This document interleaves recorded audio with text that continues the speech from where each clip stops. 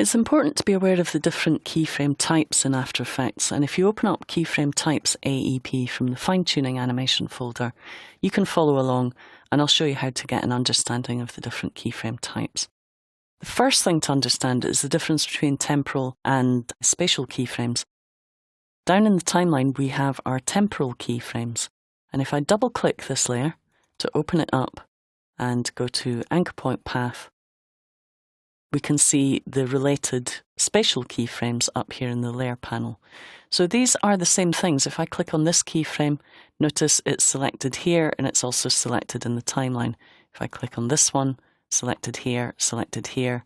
If I click on this one, they're both selected. So these are intrinsically linked together, but they do different things. Down in the timeline, they allow you to control timing. Up here in the layer panel or in the composition panel, in terms of position, it controls position or spatial qualities. Now you can have a look up in the info panel and it will tell you what keyframe type you're working with, and you'll see that in the timeline we're working with linear keyframes. And up here, if I select the center keyframe, it's telling me that that is a continuous Bezier keyframe.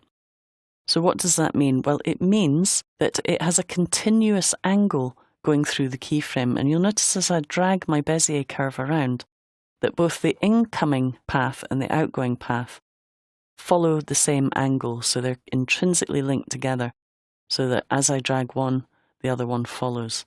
Now I can break these. You'll notice that I can actually drag the handle in and out, which means I can adjust the amount of curve differently on either side. So I could have a small amount of curve on that side and a large amount of curve on that side, but the angle will always be maintained. Now I can break these handles. I can hold down Command and Alt, and that will toggle to my Convert Vertex tool temporarily, and that would be Control Alt on Windows.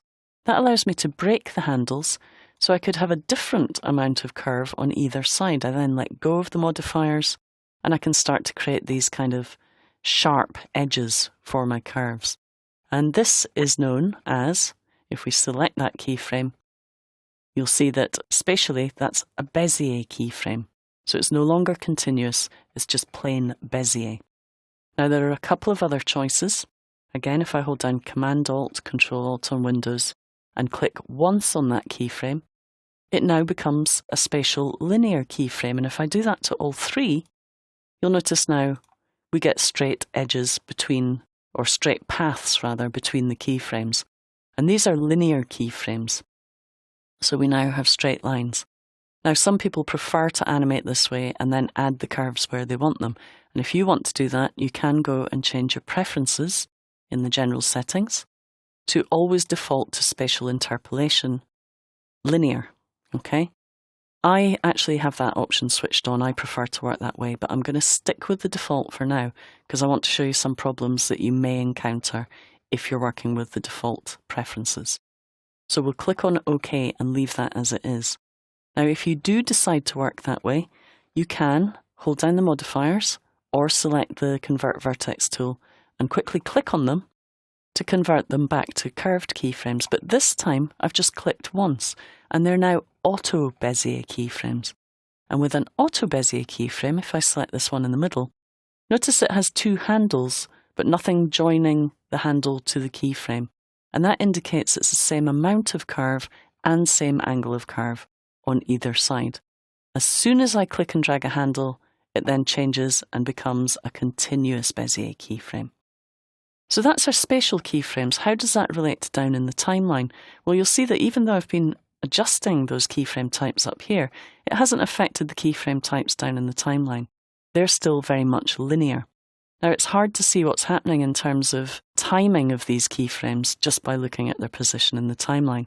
So it's handy to open up this thing here, the graph editor, by clicking on this button. And that shows me the timing. It shows me that between this keyframe and this keyframe, it moves at a constant speed of 219 pixels per second. It then speeds up slightly and moves at a slightly faster speed here. Now, we don't really want that to happen. We want it to be smooth. So what we're going to do is have a look at some of the temporal keyframe types that you can apply down in the timeline. The first one we're going to have a look at are the ease keyframes, and you'll see that we have buttons down here for easy ease in, and easy ease out. Watch what happens if I select the first keyframe and easy ease out. We now have a gradual acceleration from 0 pixels per second, and it gradually gets faster as we move through the scene. And if we preview that, you can see that happening. You'll see it gradually accelerates now, which is a much more kind of gentle move, if you like, for the camera or the imagined camera to take. Now, if we're not in the graph editor view, we can also right-click on keyframes and get access to Easy Ease through the Keyframe Assistant menu. So I can say here, Easy Ease In, because I want to ease the speed going into that keyframe. And you'll notice now at the end, once we get past the middle, it will start to gradually decelerate, which again is a much smoother movement. Now, of course, we can go into the graph editor and adjust that, make it even slower just by pulling these handles out. Now, what do we do with the middle? Now, in the middle, there's a sudden change of speed, which creates a little bit of a jump there. And a lot of people would think, well, if I want to smooth it out, I'll just easy ease it, and that'll ease it on the way in and the way out. But you don't want to do that in this situation, because what happens is it will slow it down to 0 for a second. And if we preview that, you'll notice that there's a slight pause in the middle. Very, very slight pause on that character. Now, you might want that to happen. If you do, that's fine. But I don't particularly want that to happen here. I want it to be a long, continuous movement. So instead of doing Easy Ease on it, I'm going to undo it, and I'm going to use this button here. This is my Auto Bezier button. And what that does is creates as smooth a transition between one speed and the other. So it's using Auto Bezier to try and smooth that out. Now, there's still a jump in timing. So if you want to use the best solution, in my opinion, to smooth out the timing here, there's one other option, and that's to rove the keyframe across time. And you can either do that by selecting it in this menu here, or if you're in keyframe view, you can right-click on it and choose Rove Across Time. And that's just going to move the keyframe in terms of its timing to smooth out the speed on either side and get a nice continuous speed as we move across this crowd of people. So that's a little bit about spatial and temporal keyframes down in the timeline, but there are a couple of other keyframe types I just want to explain to you. So what I want you to do is turn off the eyeball for the Rove Across Time layer and switch on the held layer. And if you hit the U key on the keyboard and come out to the graph editor view, you'll see that I've set some keyframes here.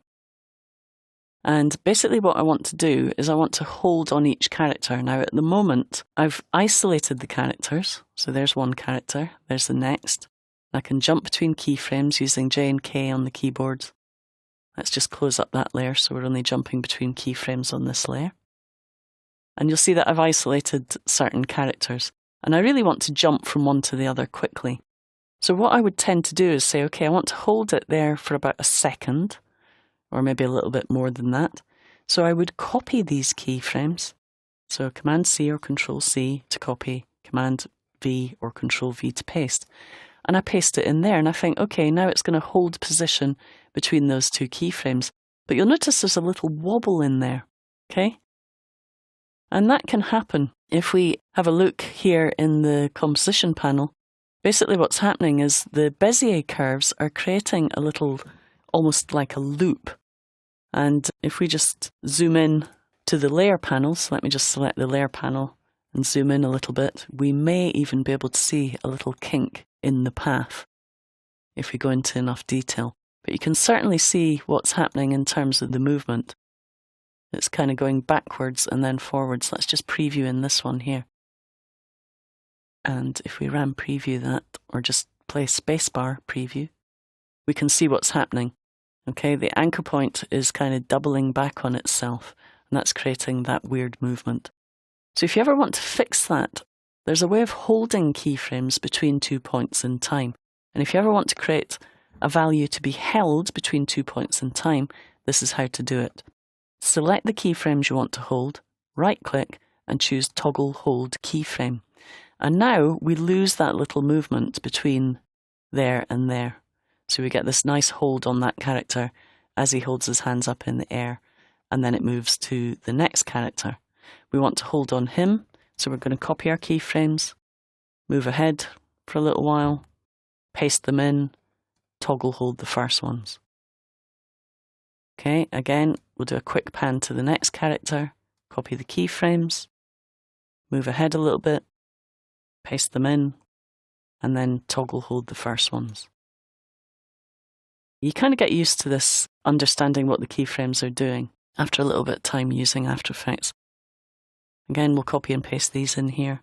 Copy, paste, toggle hold the first ones. And finally here again, copy, paste, toggle hold the first ones. Now the nice thing about this is we get a really nice effect now. So if we just switch off our preview in the layer panel and switch it on in the composition panel, take a little look at that, you'll notice what happens when it plays back in real time is we get this nice whip pan from one character to another, which creates a really nice effect. Particularly if we add motion blur. So if we add motion blur, that's going to look at the speed and the direction in which the people are moving, and it's going to blur accordingly. And I enable emotion blur for the comp up here. Now you can control the amount of motion blur in the composition settings, advanced tab, and I could bring that down to something like, in fact, let's put it up to 200. And that will give us a little bit more motion blur. Now we're also going to close the layer panel, and I'm going to make my comp panel a bit bigger and say fit up to 100%. It takes a little bit of time to update there because motion blur will slow us down, and then we're just going to preview that.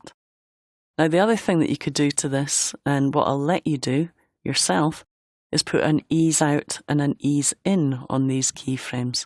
So as it's playing between here and here, doing the whip pan, if you ease out and ease in, you get a really nice smooth move. I'm going to do that on the finished project, and I suggest you do too. If you want to see how that's done and see the finished project, you can open up keyframe types end and just check the result. So let's have a look at a couple of these whip pans. Completely different result by that keyframing. So that's a little bit about the different keyframe types.